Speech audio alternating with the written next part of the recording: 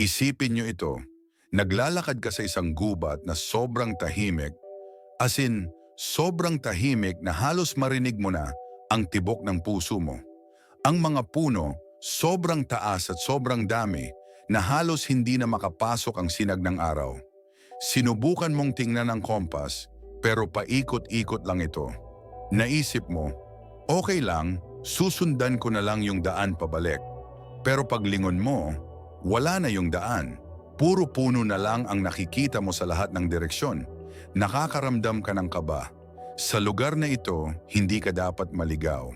Dahil sa gubat na ito, maraming pumapasok na hindi na kailanman nakakalabas. What's up mga kano? Welcome back sa ating channel, ang No PH, kung saan ang bawat kwento ay may hiwaga at kaalaman. For today's episode, dadalhin ko kayo sa isang lugar sa Japan na sikat, hindi dahil sa ganda nito, kundi dahil sa bigat at lungkot ng mga kwentong bumabalot dito. Isang lugar na binansagang The Suicide Forest. Pag-uusapan natin ngayon ang misteryo ng Aokigahara Forest. Pero warning, this is a sensitive topic. So tara, samahan niyo akong alamin ang kwento sa likod ng nakakatakot na gubat sa Japan. Ang Aokigahara, na kilala rin bilang Sea of Trees o Jukai, ay isang gubat na matatagpuan sa paanan ng Mount Fuji sa Japan. Sa unang tingin, mukha lang siyang ordinaryong gubat. Pero kapag pumasok ka na, dun mo mararamdaman na may iba. Ang lupa dito ay hindi ordinaryong lupa. Ito ay volcanic rock mula sa pagsabog ng Mount Fuji noon pang unang panahon. Dahil dito, sobrang hirap mag-ugat ng mga halaman, kaya ang mga puno, baluktot at nagkakabuhol-buhol ang mga ugat sa ibabaw ng lupa. At dahil sa mataas na mineral ng lupa, especially iron, sinasabing naaapektuhan nito ang function ng kompas. Kaya madaling maligaw ang mga pumapasok dito. Pero hindi lang yan ang nakakatakot. Ang tunay na dahilan kung bakit kilala ang Aokigahara ay dahil ito ang isa sa mga lugar sa mundo kung saan maraming tao ang sadya at kusang pumupunta para tapusin ang kanilang buhay. Sa mismong entrance pa lang ng gubat, sasalubong sa iyo ang mga signs. Nakasulat dito ang mga mensahe tulad ng "Your life is a precious gift from your parents. Please think about your parents, siblings, and children. Don't keep it to yourself. Talk about your troubles." May kasama pa itong hotline number. Ito ay isang desperadong pakiusap mula sa gobyerno para sa mga taong papasok na may mabigat na pinagdadaanan. So paano nga ba nagsimula ang madilim na reputasyon ng Aokigahara? May mga lumang kwento at alamat. Noong unang panahon, sa mga panahong nagugutom ang mga tao sa Japan, may isang malupit na gawain na tinatawag na ubasute. Dito, dinadala daw ng mga pamilya ang kanilang mga matatanda o may sakit na miyembro sa isang liblib na lugar tulad ng bundok o gubat at iniiwan sila doon para mamatay. Ginagawa nila ito dahil hindi na nila kayang pakainin ang lahat. At ang Aokigahara daw ang isa sa mga paboritong lugar para sa ubasute. Dahil dito, naniniwala ang marami na ang mga kaluluwa ng mga iniwan doon na tinatawag na yurei ay nananatili sa gubat, puno ng galit at lungkot. At sila daw ang humihila sa mga taong may problema para manatili na rin sa gubat. Pero sa panahon ngayon, hindi na ubasute ang dahilan. Naging popular ang Aokigahara bilang suicide spot matapos mailabas ang isang nobela noon na isinulat ni Seicho Matsumoto na may titulong Kuroi Jukai or Black Sea of Trees. Sa kwento, isang bida ang nagpakamatay sa gubat na ito. Pagkatapos noon, biglang tumaas ang bilang ng mga taong pumupunta doon for the same reason.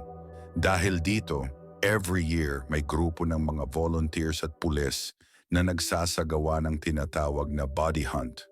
Nilalakad nila ang gubat para hanapin ang mga katawan ng mga taong hindi na nakalabas para mabigyan sila ng disenteng libing.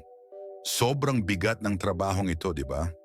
Dito ngayon papasok ang kwento ng isang geologist na nag-aral ng Aokigahara for decades.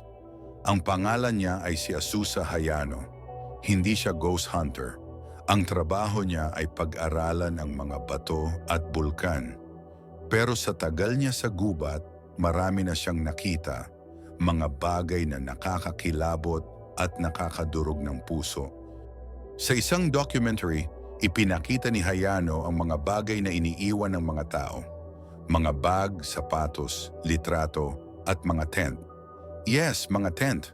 May mga taong nagka-camp muna ng ilang araw sa gubat para mag-isip, para magdesisyon kung itutuloy ba nila ang kanilang balak o hindi. Minsan, nakakita si Hayano ng isang tent sa gitna ng kagubatan. Dahan-dahan niya itong binuksan. Sa loob may nakita siyang isang libro. Ito ay isang manual kung paano mag-suicide. At sa tabi nito, may isang sulat. Isang sulat mula sa isang lalaki para sa kanyang girlfriend. Nakasulat doon kung gaano niya kamahal ang babae, pero pakiramdam niya, isa siyang failure sa mundo, sa trabaho at sa buhay. At dahil dito ay humihingi siya ng tawad. Nung sandaling iyon, na-realize ni Hayano na ang mga taong pumupunta dito ay hindi lang basta numero o statistics. Sila ay mga totoong tao na may pamilya, may trabaho, at may mga pangarap na hindi natupad. Ang misteryo ng Aokigahara ay hindi lang tungkol sa alamat ng mga bad spirits sa paligid nito. Ang tunay na nakakatakot ay ang sobrang bigat na kalungkutan at desperasyon na nararamdaman ng isang tao para kusang puntahan ang gubat na ito. Pero paano ang kwento ng kompas na nasisira? Paliwanag ng science, maaring dahilan yan ng magnetic properties ng volcanic rock.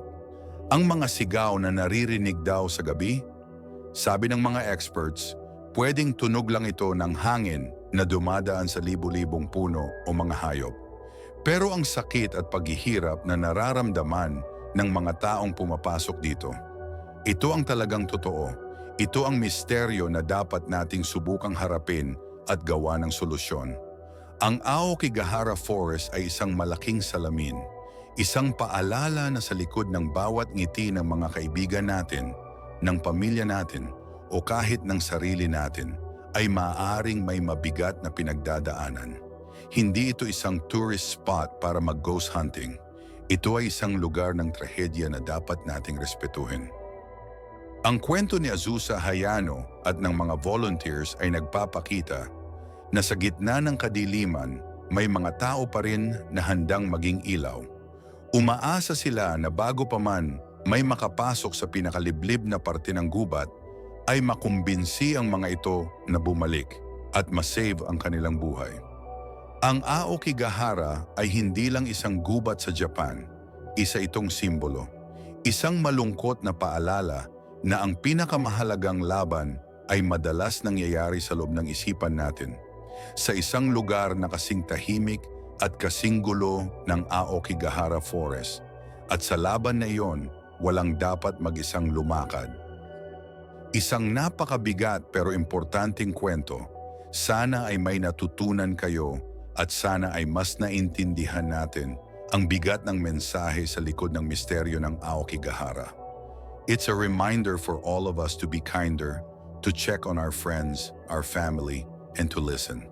Kung ikaw o may kakilala kang nangangailangan ng tulong, please huwag kayong mahiyang humingi ng tulong. Dahil maraming nagmamahal sa inyo. Maraming salamat sa panonood at sa pagsama nyo sa akin sa episode na ito. Kung nagustuhan nyo ang video, please don't forget to hit that like button. At kung bago ka pa lang dito, mag-subscribe ka na sa NoPH at i-click mo na rin yung notification bell para updated ka sa mga susunod pa nating kwento. Ako po muli si Kuya Kaloy at tandaan, laging may kwento sa likod ng bawat misteryo. See you on the next episodes.